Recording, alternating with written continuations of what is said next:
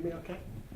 All right. Yeah, my name's Nathan Broderick, and I work at New Skin International, and I was just hired on about 2 years ago to help New Skin put the monitoring together and to take it from our environment, the way we had it, and make it into an environment that we could use a lot more reliably.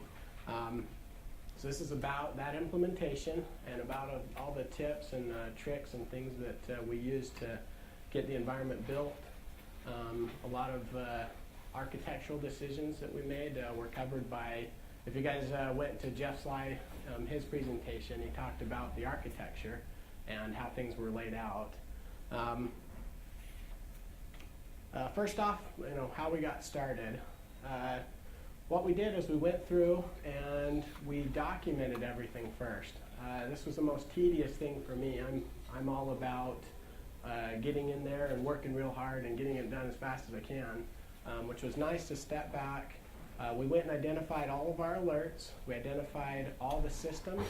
And at the time, we had about 17 systems that were all feeding into one area for monitoring.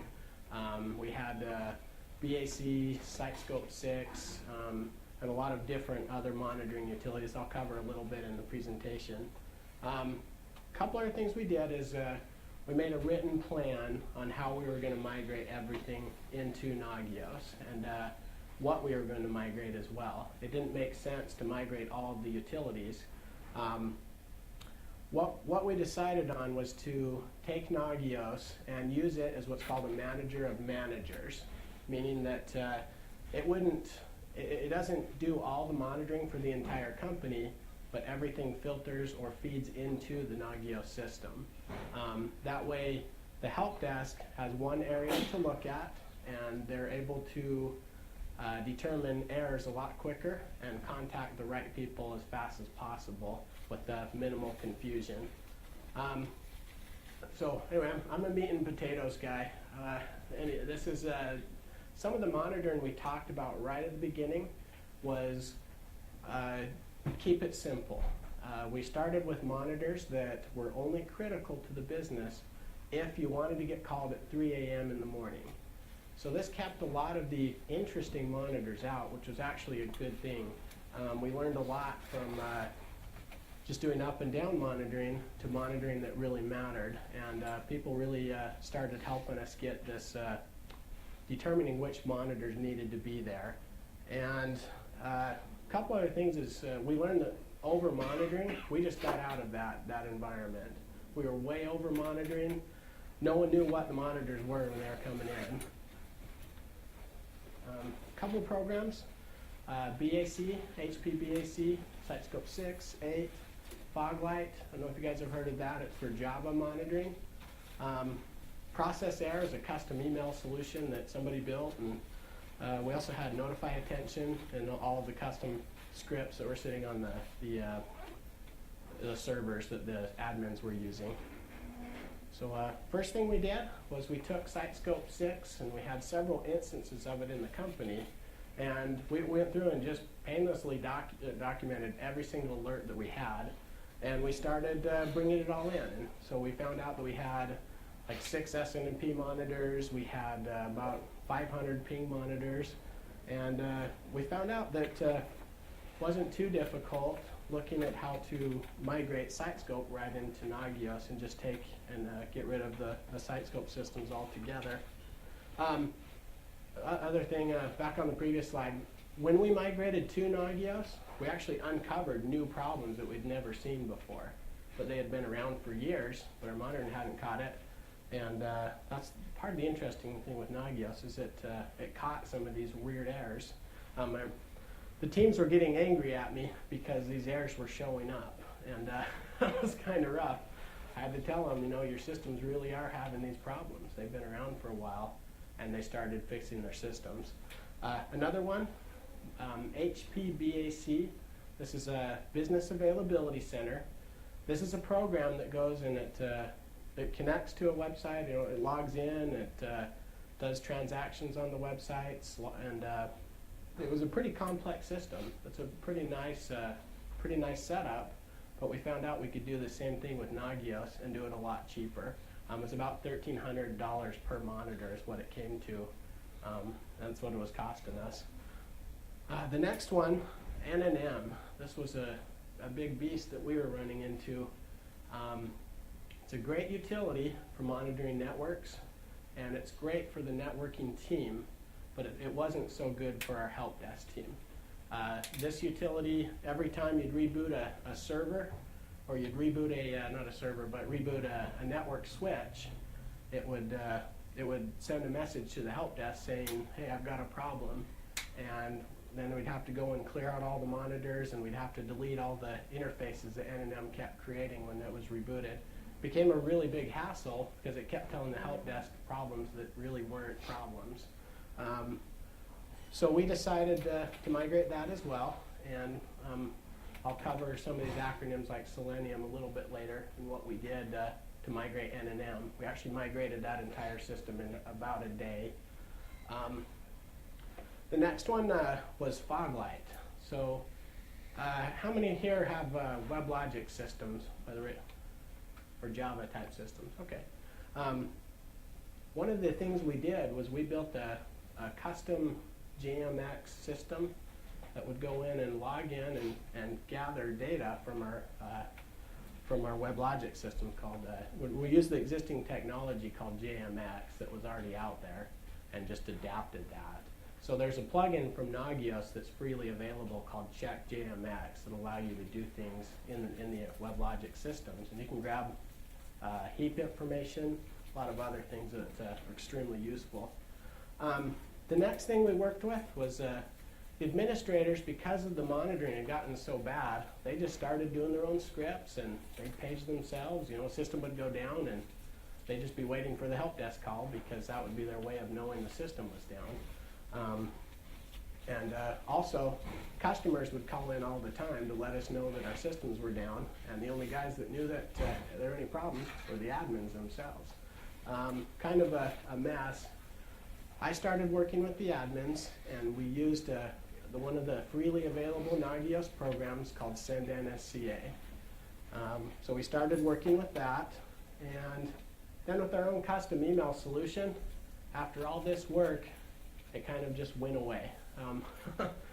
There's very little need is what we found out later on for this utility. Even though it's still sending information in, a lot of that information became useless to the company as Nagios became more and more prevalent and people started really realizing what Nagios could do. Okay, so you won't be able to see the text very well right here, but I'm not kidding. This is one of our old errors that we had sent through email. So cryptic that no one could read it in the company. Our help desk would receive these errors and do nothing. And even though this was a database that was down, no one would be called on it.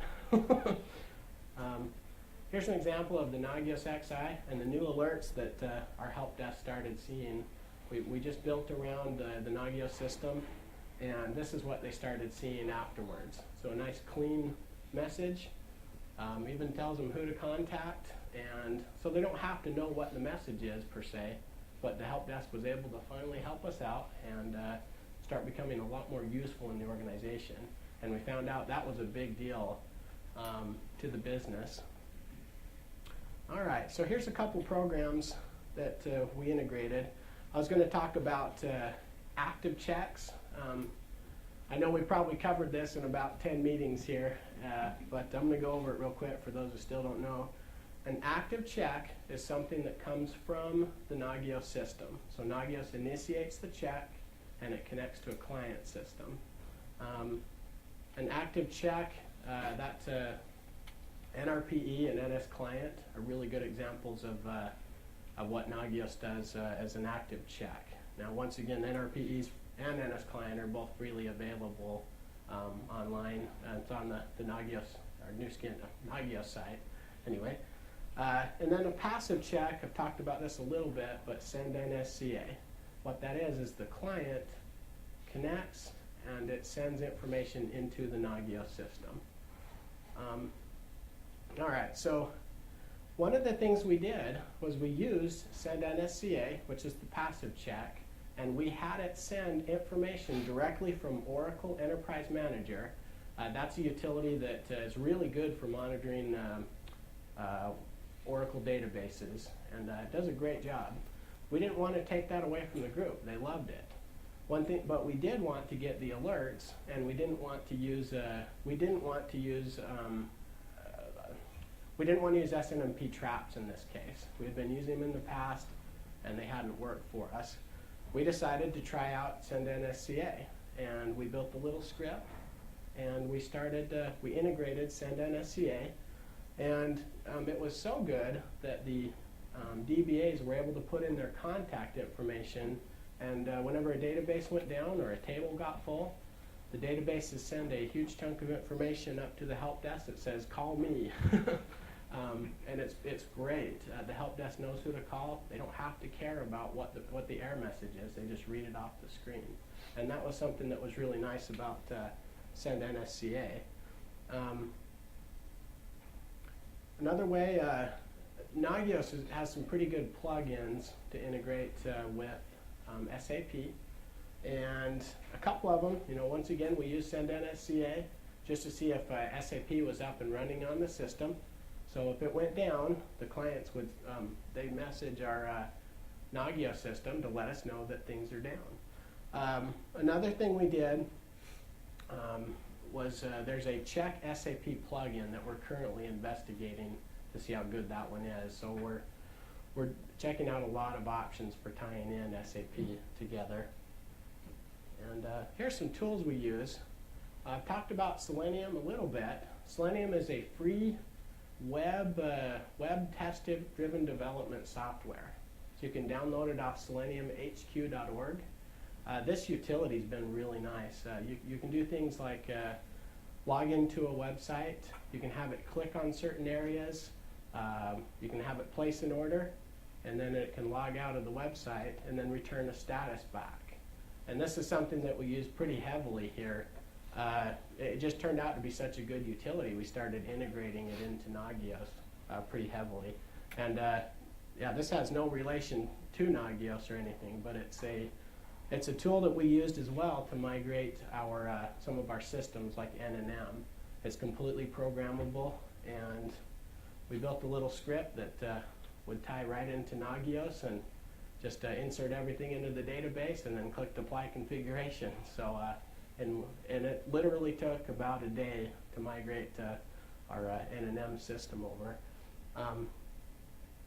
Okay, so I have a little demo. I was going to do a live demo here, and like Ethan was saying, sometimes live demos crash, but this should work out pretty good. Here's how you do recording and work with Selenium.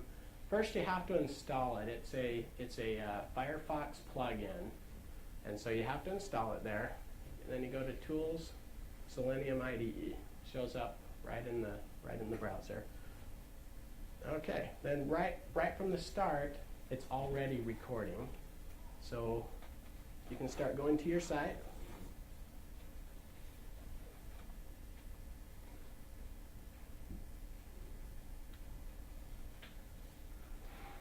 Hopefully that works.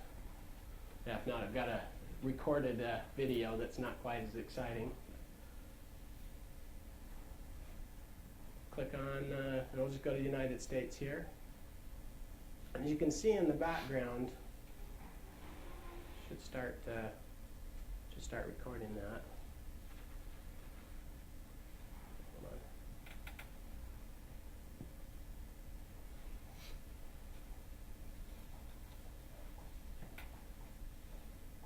All right, let's try that again.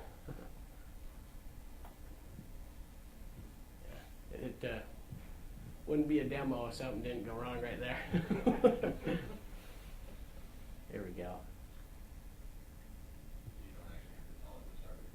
No, it automatically starts. If you want to have it stop, you just click the little button right here.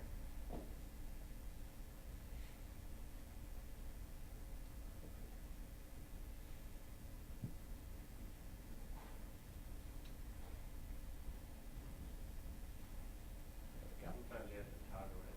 Yeah, just to get it going. Yeah. Anyway, it's starting up. It's a lot quicker when you're on your own internet, and that records pretty well. Okay. Just have a click on products here. So I'm just going to click on 2 links and then just play it back if it'll let me.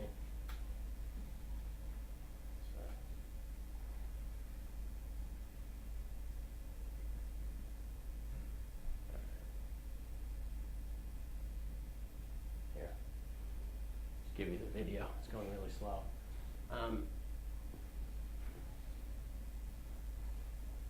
So after you've recorded a site, you can go ahead and you can do what's called a playback.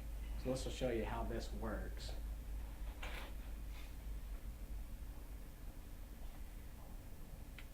Nagios will Selenium will actually take all the parameters you've recorded, and it'll automatically start playing everything back. And once again, it'll click on the apply configuration, and it just makes a really nice way of a really friendly, easy way to record and to do things in for Nagios, or for just regular tests too. It's pretty good utility. So you can see on the demo, it added a new host in automatically, and let's get a. Go back to my script. I'm really not sure why the internet's going so slow.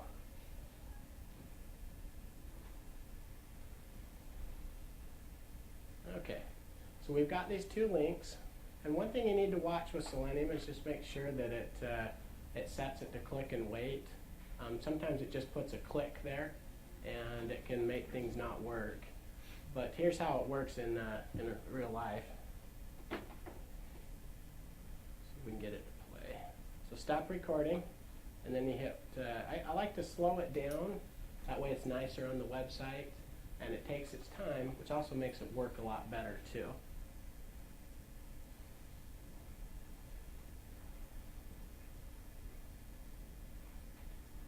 Okay, so here it is, it logged into, it clicked on New Skin, and then it clicked on one of the links, and it should take us there in just a second.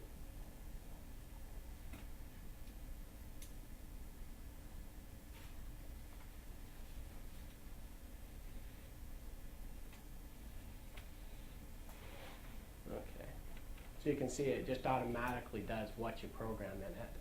The next piece, now you want to make this thing useful, so you have to take this information, and Selenium provides some options so you can take that information you've recorded and then you can format it. So you go to options and then format, and you can put it in, you can put it in a something that's usable. So in this case, I chose Perl. I seem to like that language.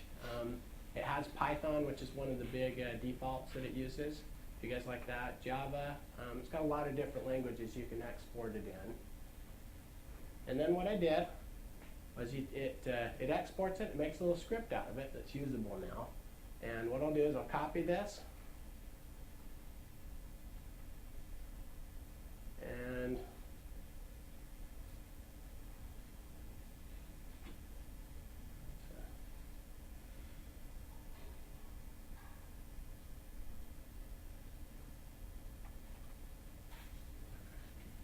anyway, let me have to show you how it works. Okay. Here's how you use the Selenium script. I'll just have to go with the recorded videos. So we take and we copy the video, and you actually cut and paste it into, you cut and paste it somewhere, just a regular script. This will work in Windows too. If you want to put it Perl or Python or something like that in Windows, they have, this client works anywhere. Now here with the demo, I've gone ahead and I just put variables in place of the pieces that I want to change. And then in this case, with this demo, I made it so that this could put in multiple hosts, or I could do multiple things at the same time. Just changing a couple things. So you do have to know a little bit of development if you want to use this as a tool for doing multiple things at the same time. But you don't have to be a developer to do the recording and to do the simple things like the playback or putting this into a script and making it runnable for Nagios.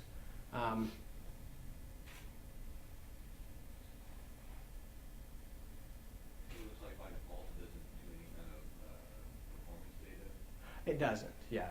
Now, a couple things we did is we added performance data to Nagios and this Selenium piece so that we can get that information back.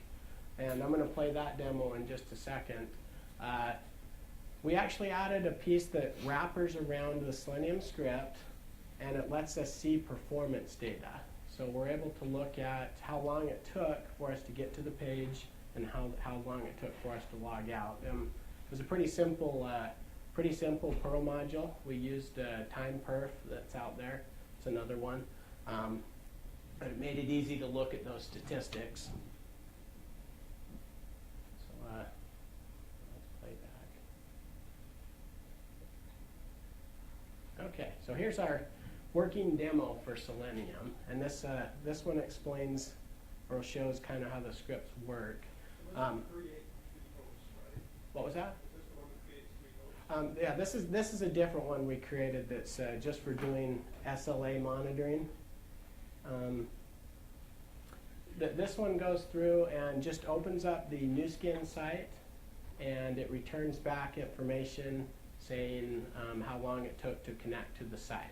So this is important when you want to get some real statistics about how your site's working. Let's finish the demo and then show you what it looks like. So right here, you can see that it says, okay, process is completed after 3 seconds. So that's the total time it took to open the browser, go to the link, and then log out. And we get all that information. And then the nice part about it, we used the performance graphing capability that Nagios has, and we're able to look at how long it takes to get there in the graphs.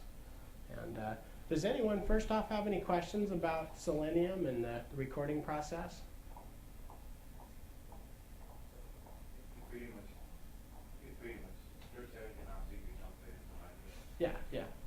Yeah. Just in case you didn't hear them, it scripts everything that you record, and it makes it so that you can put it in just a regular Perl script or Python or whatever format you want. And then we do a little bit where we actually do a little bit of wrappering. We do a little bit around it so you can see the information, like how long it took to access the site. So we didn't do a whole lot of changes to it. We just made it more useful for our environment. It's going to have you take a look at the script. The demo should show us what that looks like. And this is our most basic, this is one of the most simple ones we've got, and it just connects to the site. But one of the things that you need to know, we set the speed here. This one's really important for your sites. Make sure you do that if you're going to use Selenium. It's a lot nicer on your sites. It takes its time to connect and make sure that it gets the information. And it's also friendly to your site, so it doesn't go too fast, and it makes the monitoring a lot more reliable. So it's about what customers will be clicking on if they're racing through the site. What is the speed? What does that number mean? The speed? 1.5 seconds. Yeah, the speed's 1.5 seconds there. And we've got little timers that we put around it. That's all the start time is and end time is. So, and I'd be happy to answer any questions if you guys start with Selenium and get going with it. Just email me, and I'll help you with scripts and things that we've done. It's fairly simple to get going. All right. Okay. We've gone through those. Okay. Another great module for working with Nagios is one. We tried using WebInject at the beginning, and I know WebInject has gotten a lot better. I looked at the site and they've got a lot more documentation. When we were first looking at it, there was very little documentation to work with. So we decided to use mechanize. Now, the difference between mechanize and Selenium, Selenium's really heavyweight. Selenium takes up a lot of resources to run. It opens up a full browser. Mechanize is really simple. It's a Perl script, and it's really fast. And if you just need something quick, like just going to a website and you need to log in and log out and just check for some text, mechanize is a better way to go. And you get it from search.cpan.org. It's the www mechanize script. And we found out that this mechanize is a lot better for simple sites than Selenium. Selenium's great for if you really need to look at a process and go all the way through your site, Selenium's the better one for that. Okay, so another thing we discovered along our way was this little gem called nrpe. We love this thing. With nrpe, you can monitor just about anything on your system. So you can create custom scripts. You can really dig in. We created some custom, I took the VM stat source code and I broke that out and I built a check CPU and a check memory script out of both of them. So it works for both HPUX. I grabbed the VM stat source code for HPUX as well and did that. But it makes really good monitoring scripts, and they're really accurate C programs that we use to get that information. Once again, we're going to try to contribute those back sometime here and see if we can get those out. They do a great job on getting real memory and system statistics. Who here hasn't seen nrpe work yet? Looks like everybody's seen it go, huh? All right. Well, I'll just bring up the demo, show you what we were doing. Here's a quick demo about nrpe, just a simple disk-based monitor. And what I did right here is I added more disk space and then removed it on the same thing. And it's also a little view into Nagios XI, how that works with all this.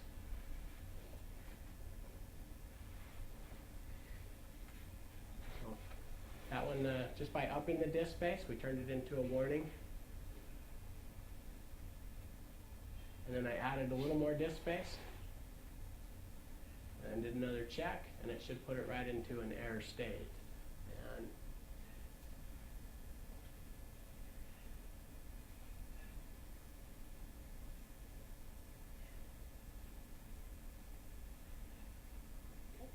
And the same goes with removing. When the admins clean up your systems, it'll automatically clean things up and make it easy to get to your system. So if any of you aren't using that, I'd recommend you dig in heavily into it. Another thing we use nrpe for really heavily, we use it to monitor remote systems. So what we do is we have a server installed in a place like Japan, and what we do is we just put nrpe on that system. And what we do for things like host checks is we use nrpe to make a call to the remote system, and the remote system does all the checks, including nrpe checks from that system, and it sends it all the way back to our system, so we get real-time information for the foreign markets. That includes the host checks. Instead of using the standard ping, we've changed the host checks to use nrpe to get that information from outside. So that's where nrpe comes in really handy. As foreign markets, they always complain about the lag time. How long does it take to get to this server? And you look at it and it looks great, but from their end, if it takes 25 seconds to get to your server in the US, it's good to know that information, and this gives you that capability. Okay. Here's another one here's another little demo I created for Send NSCA. This one is a little program that reduces your overhead on your system. and you can use what's called passive checks. Your client, when it schedules something through cron or schedules through another system or another device, can send information directly into the Nagios system through send NSCA. And I'll show you what that looks like. And here's a little demo for that. Yeah, I was hoping to have these live, but oh well. So you have to put this is pretty simple to install. You can do a yum install to actually have it in the DAG repositories for CentOS, or they also have it available in the depot for HPUX. And most systems have this already in some sort of repository, big ones too, that you can download it in. They're fairly common packages. So right here, this is a passive monitor, and send NSCA will actually send in and let my Nagios system know what's going on. So in this case, if the disk space fills up, it'll send a message out to Nagios letting us know that the disk space filled up. And it just did that right there. Right, so I just changed it to a warning state. And then I'm going to change it one more time to a critical state, or still warning right there. See, the numbers change. Can you guys, can you guys see that okay? Well, if you move a little bit left. Oh. Would help, huh? Yeah, this is, so you can set it to critical, going up to past your thresholds. And the nice part about passive alerts is they're controlled by the clients. We don't have to worry about anything as long as the client's doing all the monitoring on their end. This is a tool admins love the most.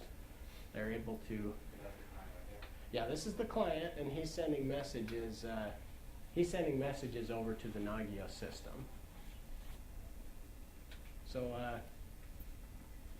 it's fairly responsive too, fairly fast on how quickly it picks it up. Here we go. So automatically you can make state changes, pass messages into Nagios, and if you format it in HTML, you can give it multiple lines and make it look pretty nice too. Any questions on NRPE or NSCA? Quick. Okay.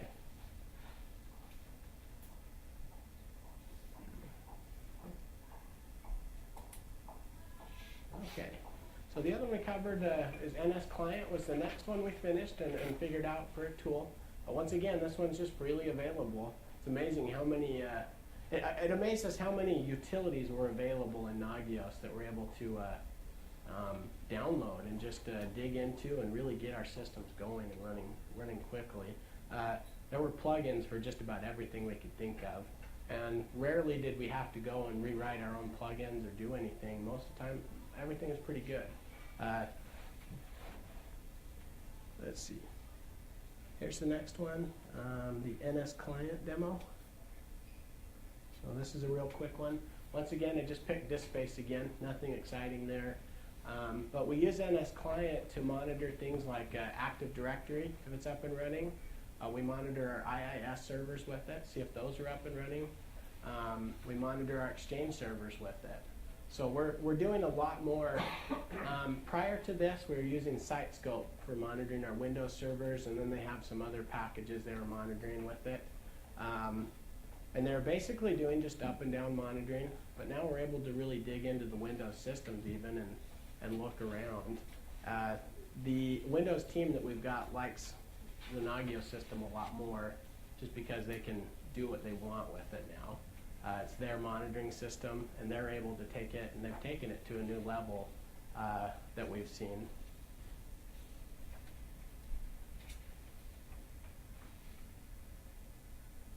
Okay, so right here, you can change information like your CPU.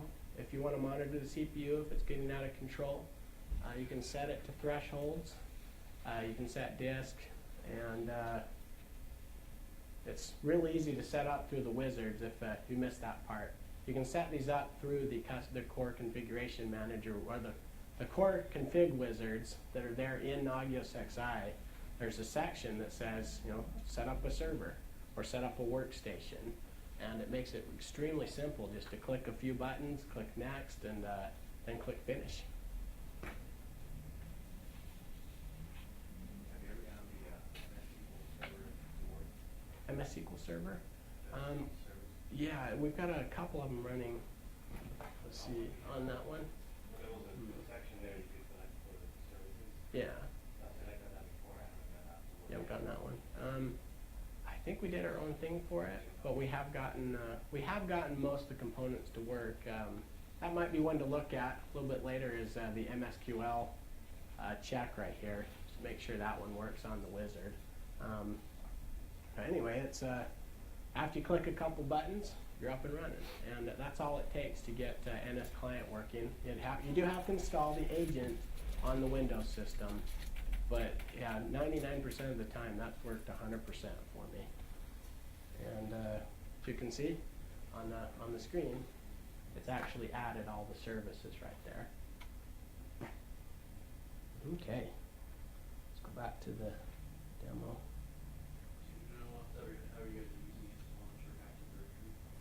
Yeah, okay, so for Windows, one thing we're using, there's a check AD plugin that's actually out there. Really good plugin for checking everything about Active Directory. I know we're doing some LDAP queries, some basic LDAP query checking, just to make sure that Active Directory is responding with the specific user.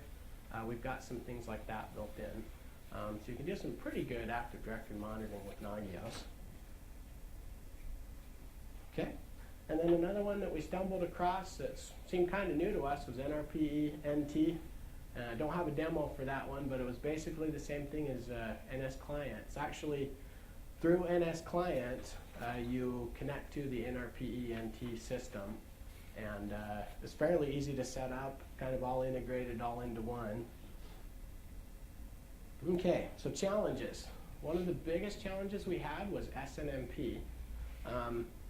SNMP, the Simple Network Management Protocol, it's actually a lot more difficult to work than any of this.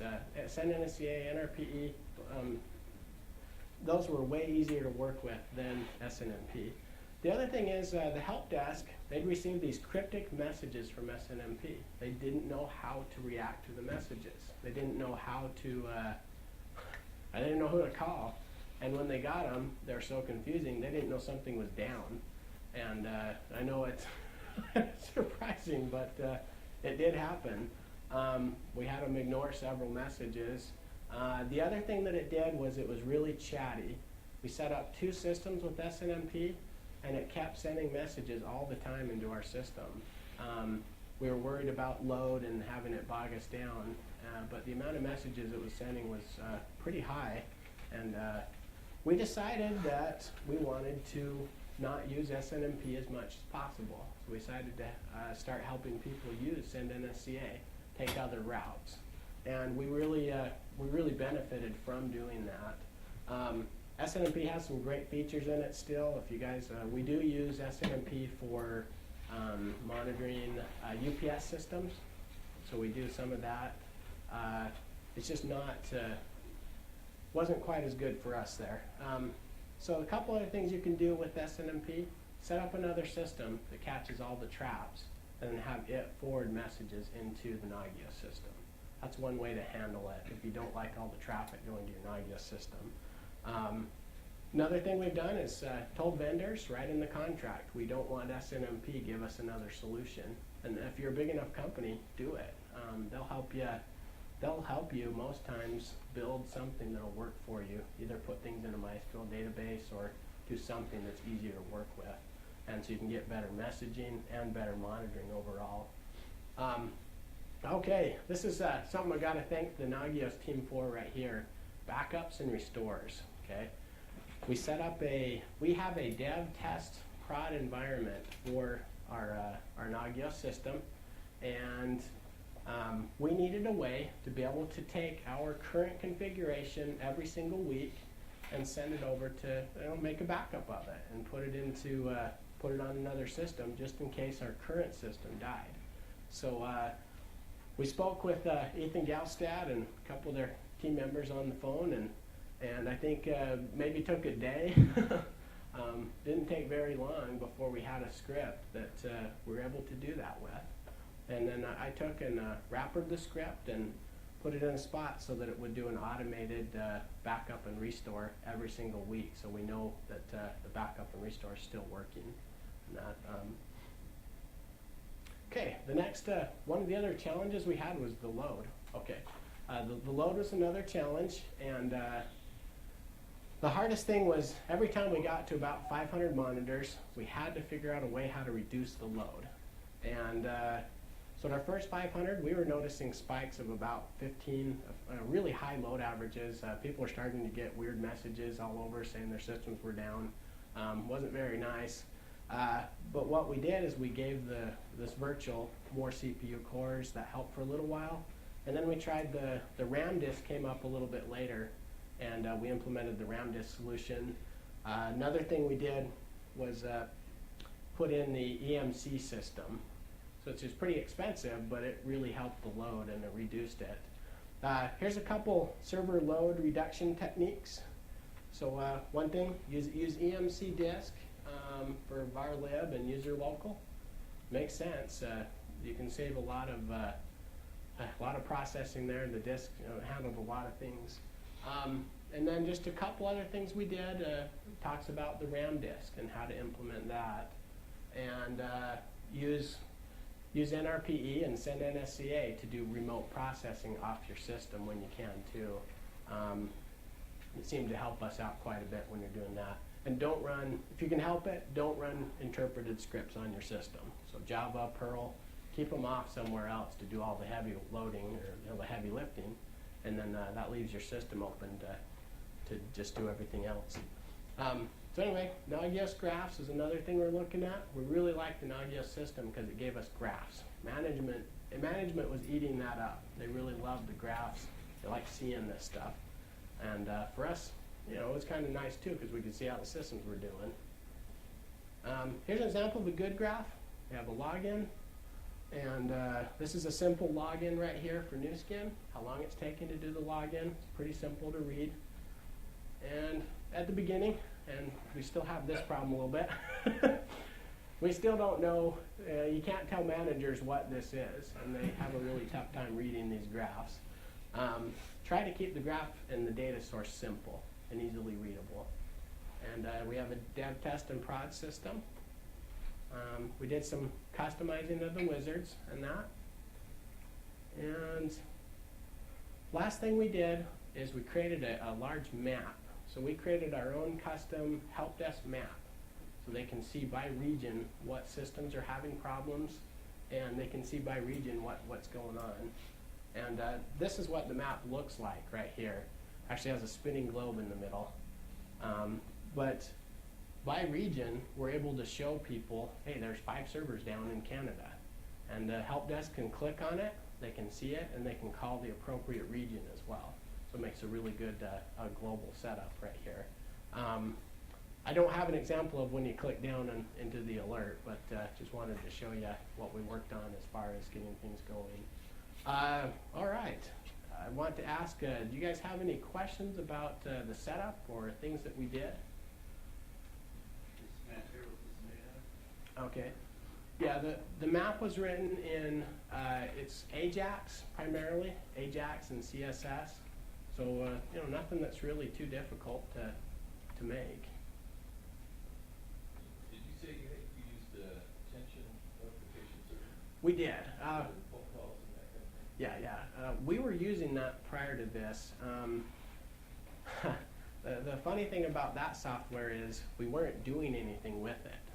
So out of the 17 solutions, that software was sitting around doing absolutely nothing. It was kind of frustrating because we were paying for it and we weren't using the software. You use it now? No. We moved over to Nagios, and just its systems that it's got, it's been sufficient. So. How big actually big is your environment now? Oh. Yeah, we have some numbers. Actually, this is a little bit older, but we now have about 3,000. We've been increasing about 150 to 300 monitors per month right now. So our system's growing pretty heavily. And you know, we're on our second phase of trying to figure out load problems and how to solve those again. And You're running on a VM host? yeah, we still are. So we were thinking about moving to a non-VM host was one of the thoughts, but we're still looking into it. Yeah. Well, you talked about facet checks, and how do you solve the problem of checking freshness? Of checking the freshness. We use the freshness monitor that we've got that's built into Nagios for doing freshness checking. If it becomes a problem, we use nrpe with active checking right there, and we work that out with the admins. So anything we can do to alleviate, make sure that things get sent up in time. I know that one of our departments, we rely on them to send us messages because it's a pretty important system. But yeah, we check on that stuff. Okay, thank you. Go ahead. Yesterday, Jeff said that you do some of the training, or that you do some of the pre-writing of the scripts. You write templates, I guess, would be Yeah, so one of the jobs that I have, so we talked about how our environment is this, that other people are in control of their monitoring, or their monitors and their systems, but a lot of times they need to be able to, they need a plugin, or they need a way to be able to access the thing they're looking for. So that's what I do in the company, is my main job is to build these plugins and make sure that the things are being monitored. Which is why I really like the online and being able to go online and get all the plugins I want is a nice thing. Lots of times I just modify what's out there and just build on it if I need to change it or make my own. I'll design my own and then deploy that to the people and let them know something's available. what do you typically use if you have your choice? Yeah. Language choice? Pearl. If I have to write one in C, I'll do that. Anything that's the best fit for their environment. I've written Bash shell scripts I've used before too, just because they didn't have a Perl interpreter.